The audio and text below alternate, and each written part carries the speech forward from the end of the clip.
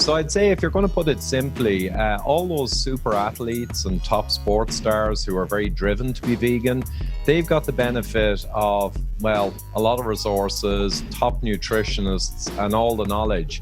So I think a vegan diet can be quite healthy if you supplement carefully and you eat the best quality foods and you cover all of the gaps in that diet pretty well. So my problem would be that the average person who gets the vegan ideology, they won't have all that backup and support and top resources. So they can end up with nutrient deficiencies. Hey guys, welcome to this week's episode of Waste Away. And today I'm so excited to introduce my next guest. He's a biochemical engineer and he's co-authored a book called Eat Rich, Live Long. And he's also the creator of the Fat Emperor podcast. And currently, he is the Chief Program Officer for Irish Heart Disease Awareness. So welcome, Ivor Cummins. Hey, thanks a lot, Chantel. Great to be here. So how did you get this nickname, the Fat Emperor? Right. Well, I kind of made it up one night with my wife. It was early on in my research back in 2013.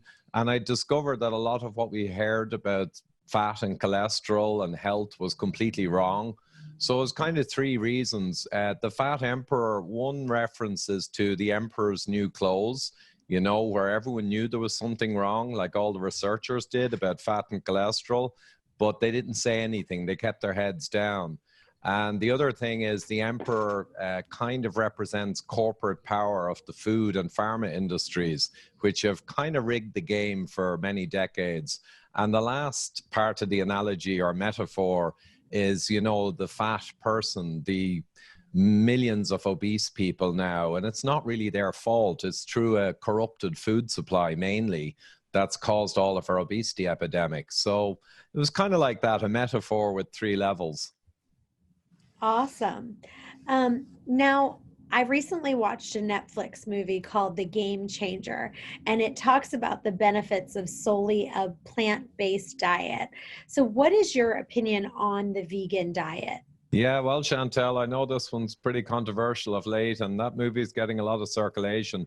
So I'd say if you're going to put it simply, all those super athletes and top sports stars who are very driven to be vegan, they've got the benefit of, well, a lot of resources, top nutritionists, and all the knowledge. So I think a vegan diet can be quite healthy if you supplement carefully and you eat the best quality foods and you cover all of the gaps in that diet pretty well. So my problem would be that the average person who gets the vegan ideology, they won't have all that backup and support and top resources. So they can end up with nutrient deficiencies. And I think a good example is Dr. Joel Kahn, who's kind of a buddy of mine. He's a cardiologist who's vegan for 40 years. And he's very upfront and he's done blog posts saying how important it is that a vegan diet must have supplementation. And I think that was glossed over in the movie. So omnivorous diets with the nutrient density of meat, fish, eggs, organ meats, all of these things are enormously powerful for health. So if you're going to take out all of those ancestrally appropriate evolutionary food items that we evolved on, you have to be really careful.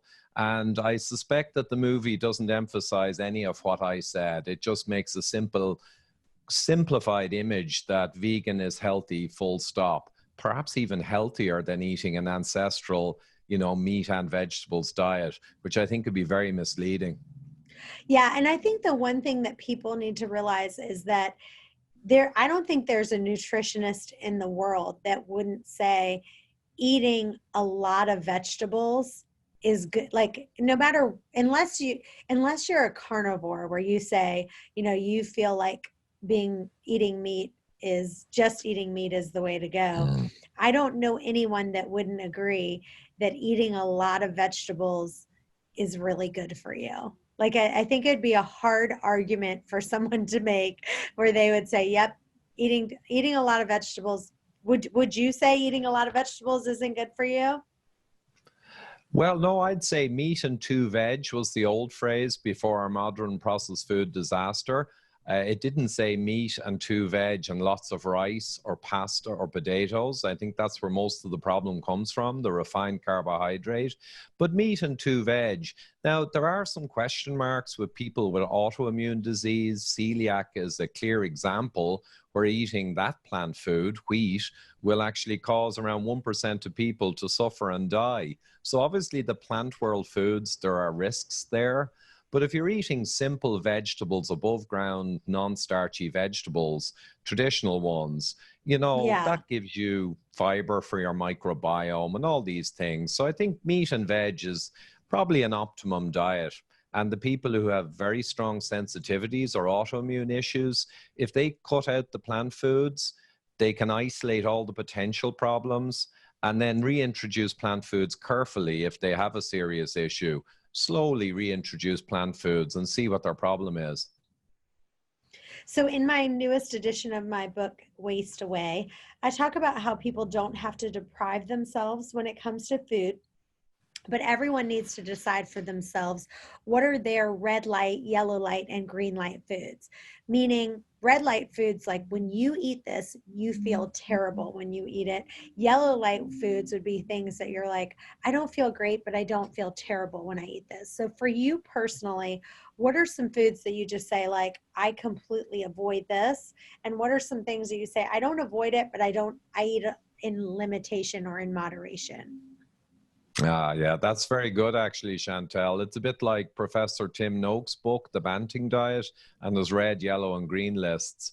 So I'd say red for me are the refined carbohydrate-based foods, or ones which have modern vegetable oils or industrial seed oils. So the breads, pretty much all of them, unless they're spelt type, old-fashioned grain breads. Breads are pretty much on the red list because I find that if I eat any, I want to eat like 50 pounds of them. They're just a massive weight gain instrument. And pastas as well, the refined carb and vegetable oil of modern pastas, I'd avoid like the plague. And basically ultra processed foods in general. So all of the packet foods in the supermarket, all maybe 60, 70% of the center of the supermarket, all carry dangers.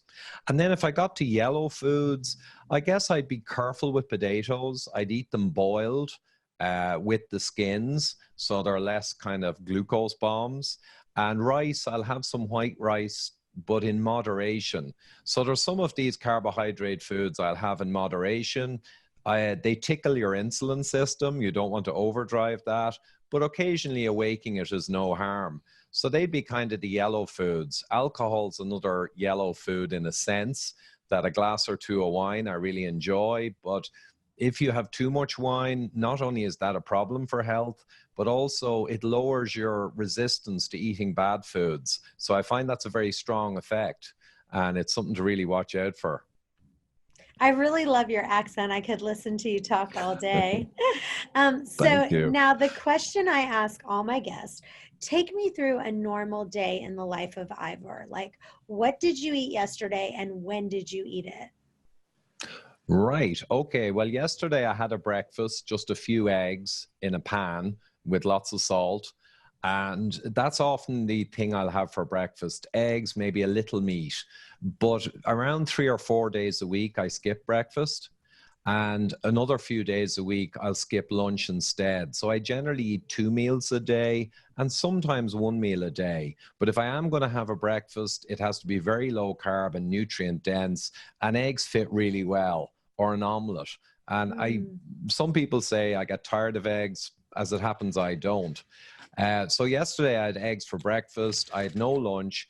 And in the evening, we had kind of a meat sauce bolognese, but I only took a very small amount of the gluten-free pasta. You know, the other people in the family maybe took a little more, but I just took a little on the side. And that would be kind of a typical day. A breakfast, probably skip lunch, and then evening meal would be meat and some vegetables. So cauliflower or broccoli, generally the vegetables I'd have. And I find it's a very sustainable way to eat, and it gets me basically the nutrients I need without having too much of the refined carb or very absorbable carb. Another little tip is when I do have some rice or potato, I tend to leave it to the end of the meal, because we have science now that if you eat your meat and protein up front and then eat the carbohydrate part of the meal afterwards, it's much more slowly absorbed and it raises blood glucose and insulin much less. So even if you do fix what you eat, the order in which you eat can also be brought to your advantage. That's awesome. And so, as you know, I've written a book, and what I did was I interviewed over 1,000 women and I asked them, what did they do breakfast, lunch, and dinner? And honestly, a huge portion of them, at least probably 70, 80%, said that they only ate 2 meals a day, and that was their simplest and most effective form of eating. And they didn't know they were doing intermittent fasting. They just were like, no, my body only needs 2 meals a day. And so I think it's interesting that you kind of mix it up. I like that, where you're like, sometimes I might have breakfast and dinner, sometimes I might have lunch and dinner, and kind of change that up. Yeah, and also when you skip lunch, you can just work right through the day. I got a lot on my plate, so I find I can work the whole day, and there's no hunger, because if you've eaten a low carb or keto tending diet for some time, you'll be a very good fat burner, burning your own body fat. So you really don't have the hunger challenges that a modern diet eater would have if they skipped a meal. And even my daughter as well, and other people in the house, fasting has become very common, even with the younger generation. My daughter's actually just started first year medicine, and she has gravitated towards skipping meals, but not in an unhealthy kind of a food problem kind of issue, but just because she finds, like the people you interviewed, it's a much easier way to maintain your weight and feel good is to eat the occasional proper meal and be very comfortable with skipping meals and waiting to really enjoy that good meal you have later on.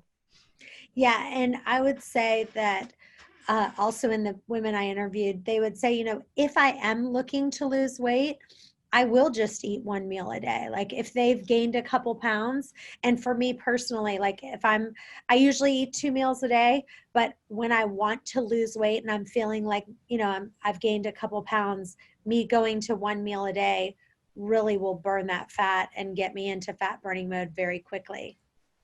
Yeah, it's perfect, Chantal. And the other thing is, by skipping breakfast and lunch, you've already had your overnight fast, so your insulin is low.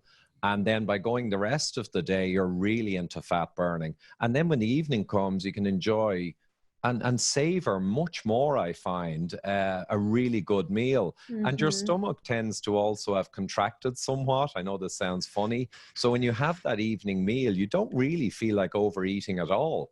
You can actually feel full quite quickly. It's a great trick, and it's pretty much how we evolved, I think. It's species appropriate for humans.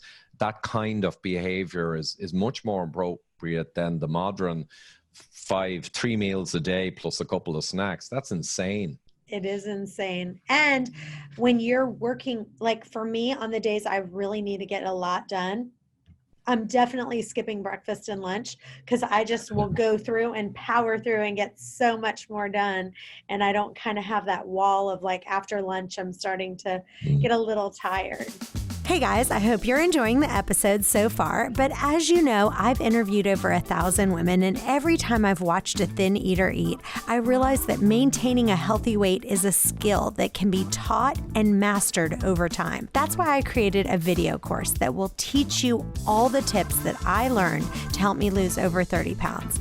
It's way more powerful to watch the thin eaters than even to listen or to read it. Go to chantalrayway.com/video for a free glimpse. If you're wanting to take yourself to the next level, everyone needs a coach. Every professional player has a coach. We want to come alongside you and help you in your journey. Go to chantalrayway.com/coaching. I just had someone listen to the audiobook 3 times, and she just emailed me and she said by her listening to the audiobook 3 times, that's what did it. That's what allowed her to really lose the weight. We have an amazing offer for you. It's the second edition of my book, which has tons more information. It has the audiobook, the ebook. It normally runs for $29.99. You can get it today for $4.99. Go to chantelrayway.com/deal to get it. Now back to the show. Let's jump right into the listener questions. This first one is from Kate in Winchester.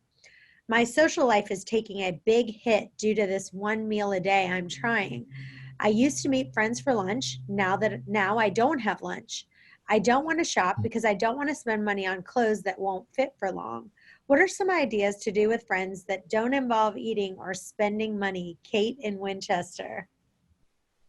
Whoa. Yeah, that's a good one, because people sometimes react badly when you're skipping food, or they think you have a food disorder. Well, I mean, there's any amount of things you can do. You can go for a coffee. Unfortunately, most of the coffee shops have all these pastries and bad foods there. But if you can stick to having a coffee with people without the food, that's perfectly reasonable. A black coffee with some heavy cream is not fasting, but it's also not gorging on a big meal.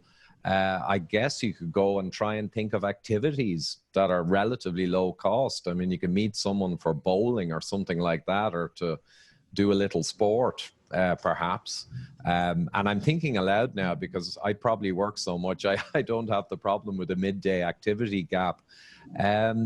But yeah, if people go for a walk either, I mean, that's a practice that has fallen away. If you go to a nice park and walk and talk, I mean, that's a great way to have a good conversation, the fresh air, and very healthy. And if you find the right venue, you know, it can be really a pleasurable thing also. So why not do something like that instead? And I also think the thing that she said is, I used to meet friends for lunch.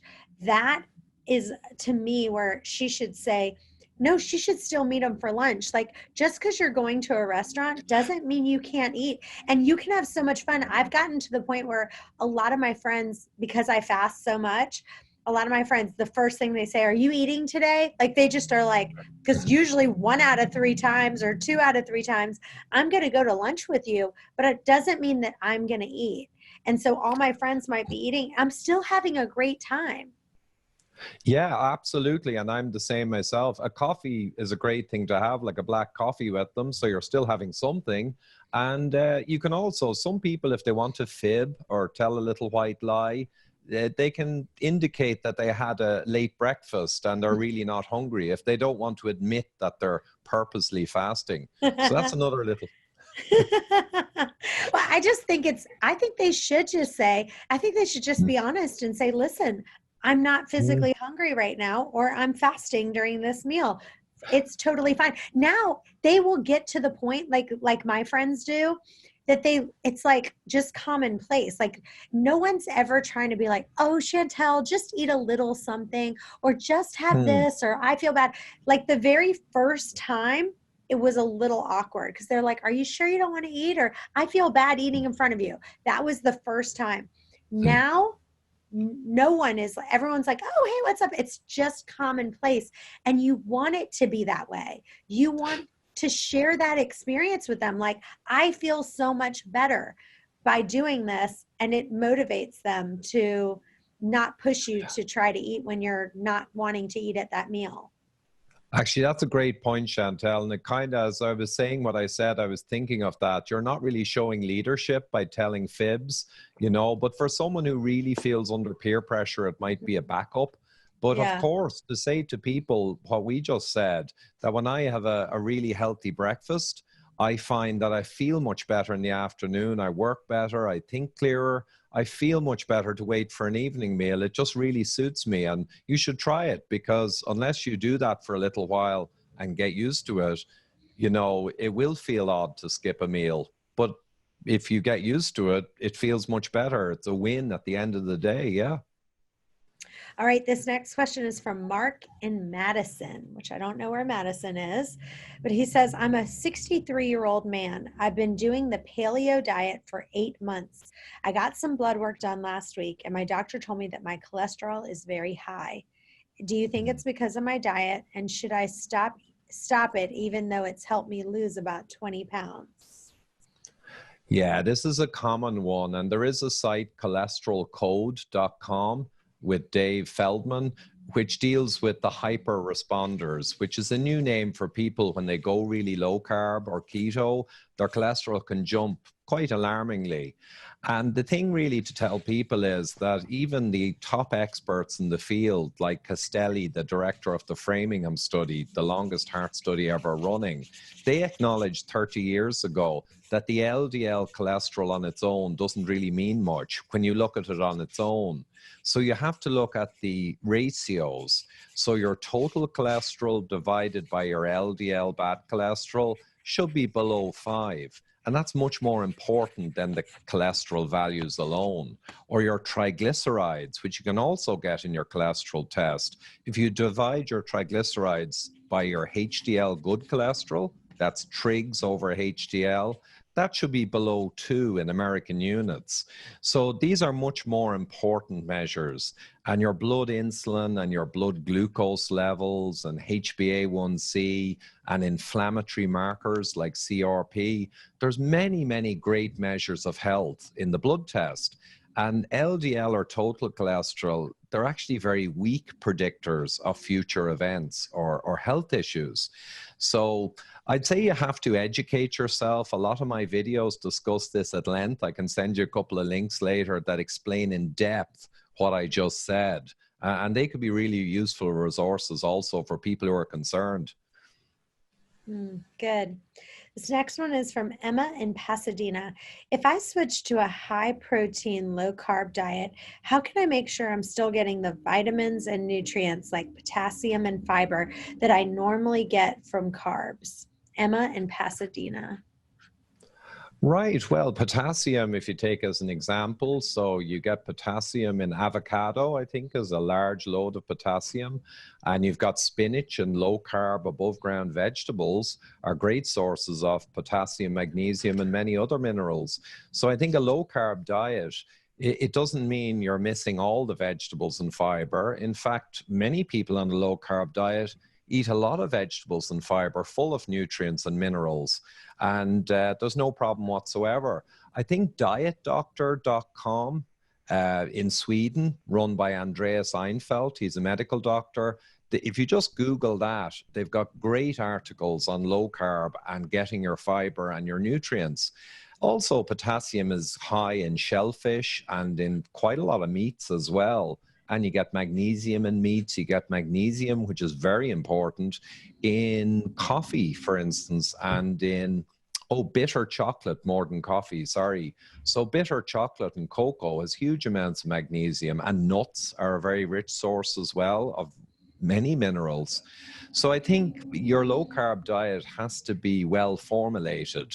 And I think Diet Doctor is a good resource for that. And we certainly cover it in our book, Eat Rich, Live Long. We have a whole chapter on minerals and nutrients that are important and what all the foods are to make sure you target them.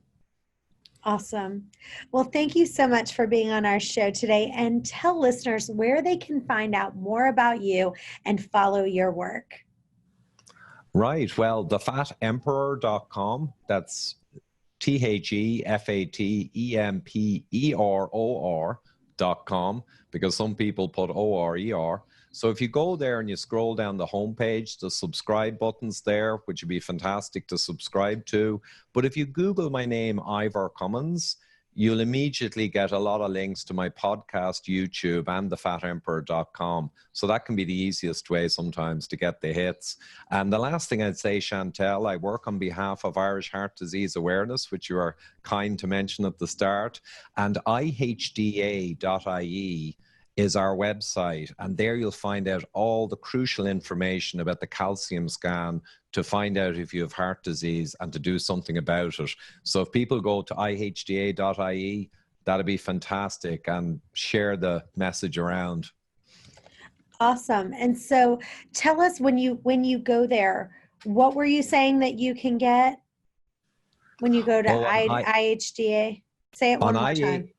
ihda.ie. Yes, on the front page, we've got a series of 2 to 3 minute videos which will explain all about the calcification scan, the CT scan of the heart, and the CAC score. So it's all explained in around 7 or 8 minutes, and it's a crucial scan to find out if you have heart disease, how bad it is, and if you need to take action. So it beats all the other blood tests and all stress tests and all the other measures of heart disease in one 5-minute scan.